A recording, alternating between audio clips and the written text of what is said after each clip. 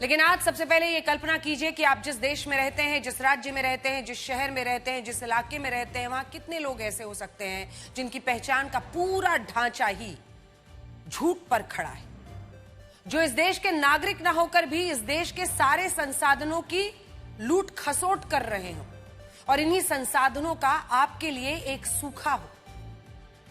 आज सवाल सिर्फ ये नहीं है कि कोई घुसपैठिया अवैध रूप से सीमा पार करके भारत में कैसे आया, बल्कि आज सवाल ये है कि उसके बाद क्या हुआ।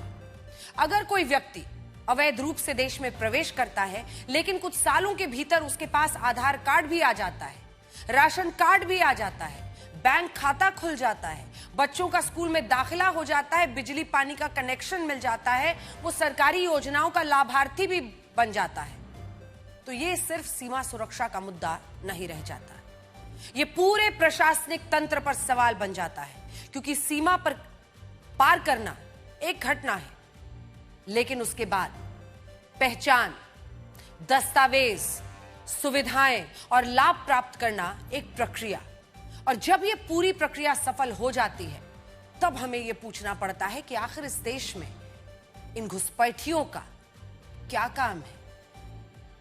ये तस्वीरें गुजरात के अहमदाबाद शहर से आई हैं, जहां सिर्फ 24 घंटे में कुल 290 संदिग्धों को गिरफ्तार किया गया है, जिनमें 166 संदिग्धों की पहचान बांग्लादेशी घुसपैठियों के रूप में हो चुकी है। इनमें 41 पुरुष हैं, 95 महिलाएं और 30 बच्चे। और जब आप इन तस्वीरों को देखेंगे तो आपको पता चलेगा कि ये घुसपैठिए कैसे हमारे पूरे देश में अलग अलग राज्यों में फैल चुके हैं, और शायद ही कोई ऐसा शहर, कोई मोहल्ला होगा जहां इनकी मौजूदगी ना हो। अहमदाबाद के जिस इलाके से इन घुसपैठियों को गिरफ्तार किया गया है, उनका नाम, उस मोहल्ले का नाम है चंडोला। चंडोला में अवैध झुग्गियां हैं और अवैध मकान ज्यादा हैं, जहां से ये लोग आज से नहीं बल्कि पिछले 3-4 सालों से यहां पर रह रहे थे। और क्राइम ब्रांच का दावा है कि इनमें 80% घुसपैठिए 5 से 6 साल पहले भारत में आए थे। अब ये गुजरात तक पहुंच चुके हैं। इस वक्त गुजरात में ऑपरेशन डेल्टा हंट चलाया जा रहा है, जिसके तहत अहमदाबाद, राजकोट, वडोदरा जैसे तमाम शहरों में कुल 501 बांग्लादेशियों को गिरफ्तार किया जा चुका है, और इतने ही संदिग्धों से पूछताछ भी चल रही है। इसे फिर से सुन लीजिए कि पिछले सिर्फ 24 घंटे में ही गुजरात में 500 घुसपैठियों पर शिकंजा कसा गया है और 500 संदिग्धों से पूछताछ चल रही है। और ये आंकड़े बताते हैं कि अगर हमारी पुलिस घुसपैठियों को ढूंढने के लिए ऐसा कोई अभियान चलाए तो सैकड़ों, हजारों घुसपैठिए एक ही शहर और राज्य में आपको मिल जाएंगे। और ये एक बिजनेस मॉडल के तहत भारत में रह रहे हैं, जिसके बारे में अभी बहुत सारे लोगों को पता तक नहीं है। गुजरात में जिन बांग्लादेशियों को गिरफ्तार किया गया, उनसे पूछताछ में ये पता चला कि जब पश्चिम बंगाल में ममता बनर्जी की सरकार थी, तब ये लोग सीमा पार करके भारत में दाखिल हुए थे। भारत में दाखिल होने के बाद इनकी मुलाकात कुछ एजेंट से कराई गई, जिनका काम क्या था? इन एजेंट्स का काम था इनके फर्जी आधार कार्ड, फर्जी पहचान पत्र बनवाना। इनमें भी कई लोगों के पहचान पत्र हाल के दिनों में बदले गए, और इन्हें जानते हैं कैसे बनाया गया? इन्हें आर्टिफिशियल इंटेलिजेंस की मदद से बनाया गया, जिससे लोगों के असली आधार कार्ड की कॉपी लेकर एआई की मदद से उनमें तस्वीर ही बदल दी गई। और ज्यादातर मुस्लिम घुसपैठियों ने अपना हिंदू नाम रख लिया। हिंदू बनकर ये आपके और हमारे बीच आसानी से घुल मिल गए और अलग अलग शहरों में काम भी करने लगे, जैसे दुकानों पर हेल्पर की नौकरी करना, कंस्ट्रक्शन साइट्स पर मजदूरी का काम, किसी घर में बावर्ची बन जाना या ऐसे ही दूसरे काम करना, फिर भारत के अलग अलग शहरों में पैसा कमाकर उसे बांग्लादेश भेजना अपने बाकी परिवार वालों के पास। और सबसे बड़ी बात तो यह है कि अगर ये भारत में जो भारतीयों के लिए, गरीब वंचितों के लिए जो लाभार्थी स्कीम्स हैं, जो अलग अलग पैसा दिया जाता है, चाहे महिलाओं को या फिर अन्य स्कीम्स में, वो पैसा भी लेने लगते हैं। गुजरात पुलिस के मुताबिक अहमदाबाद में जो बांग्लादेशी रह रहे थे, वो मोबाइल ऐप से पैसे पहले पश्चिम बंगाल में एक एजेंट को भेजते थे, और फिर ये एजेंट इन पैसों को बांग्लादेश में उनके घर तक पहुंचाता था। और इसके लिए एक पूरा सिस्टम काम कर रहा था, जिसे अंगड़िया कहते हैं।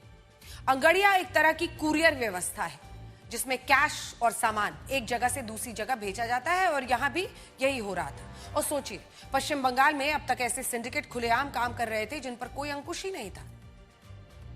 आज हमारा सवाल यह है कि अगर ये घुसपैठिए भारत में पैसे कमाते हैं और पैसे कमाकर बांग्लादेश भेज रहे हैं, तो क्या ये हमारी अर्थव्यवस्था और आपके हक की चोरी नहीं है? क्या ये चोरी रुकनी नहीं चाहिए?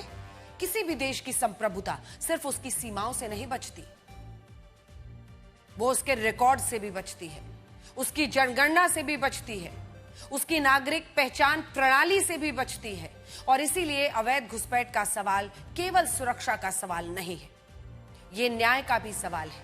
क्योंकि हर वो लाभार्थी या फिर हर वो लाभ जो किसी घुसपैठियों तक पहुंचता है, वो हमारे किसी ना किसी नागरिक की थाली से लूटकर ही छीना जाता है। आज आप इन तस्वीरों को देखिए और ये सोचिए, क्या हमारे देश में कभी ऐसी व्यवस्था बना पाएंगे हम जिसमें हमें घुसपैठियों की ये भीड़ दोबारा ना देखनी पड़े? दोबारा हमें फिर ये ना सुनना पड़े कि इन घुसपैठियों के पास आधार कार्ड था, राशन कार्ड था, पहचान पत्र थे। दोबारा हमें यह ना सुनना पड़े कि ये हमारे संसाधनों को लूट रहे थे। दोबारा हमें यह ना सुनना पड़े कि ये भारत का पैसा बांग्लादेश भेज रहे थे। और दोबारा हमें यह ना सुनना पड़े कि घुसपैठियों का मुद्दा एक एजेंडा है। इसमें कोई सच्चाई नहीं है, आप खुद देखिए।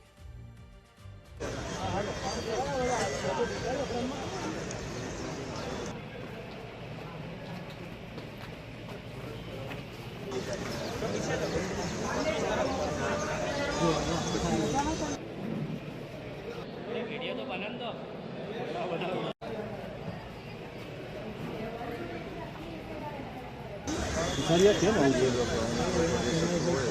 नेहरू खाते DY पूर्व DYSP